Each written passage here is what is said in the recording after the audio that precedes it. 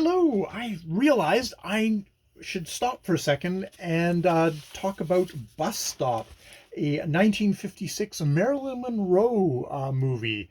Um, I just this is really brief because I want to go downstairs, but it was a really interesting Marilyn Monroe movie because it's probably one that doesn't really come to people's minds. It's somewhat like It Hot or 70 Year Itch.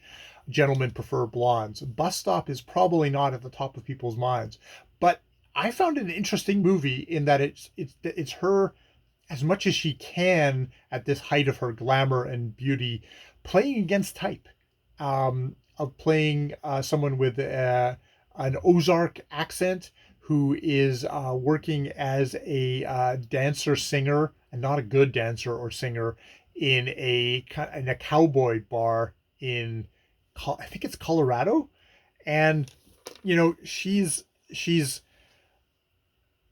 Marilyn Monroe, man, is like you realize because like I've already been really impressed with her comedic skills, with her manipulation of being the sexy, beautiful woman who appears dumb but actually is not dumb.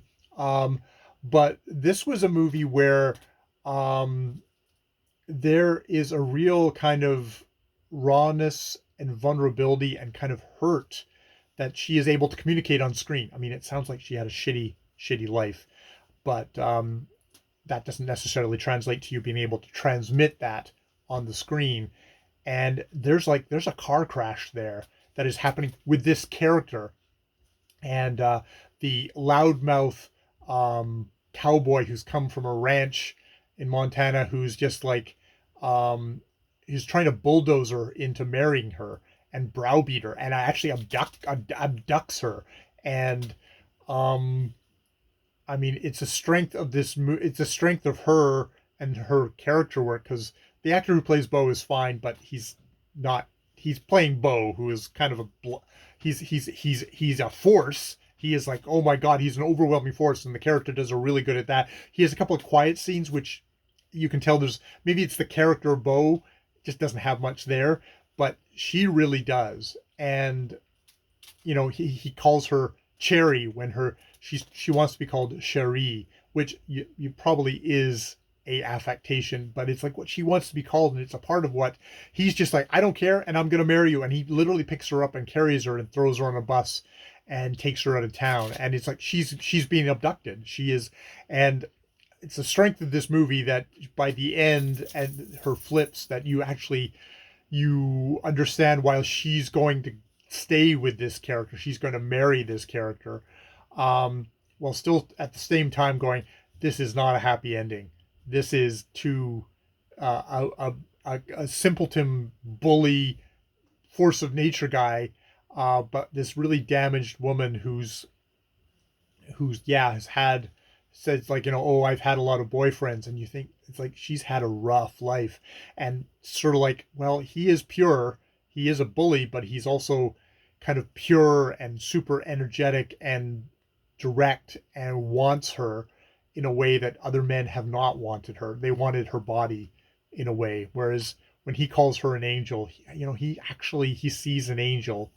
um yeah, I mean, I can see these people screaming each other for the rest of their lives, and and her being continuing to be miserable, but in a way that maybe they survive, but not in a happy way. It's a really there's surprisingly enough going. There's a good bit going on here, and it's a great showcase of Marilyn Monroe as an actress being a complicated, broken character.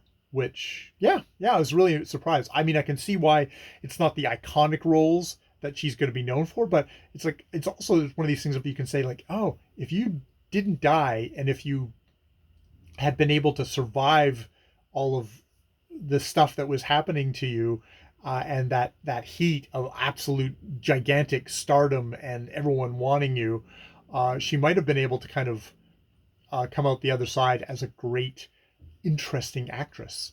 Though in a system where once you jump the divide from being a young starlet to being an older woman, Hollywood for the most part didn't and does not still for the majority of actresses have any use for you. But yeah, good, really good performance. That is Bus Stop, a 1956 in Technicolor movie. All right, I've been Jay. More videos later.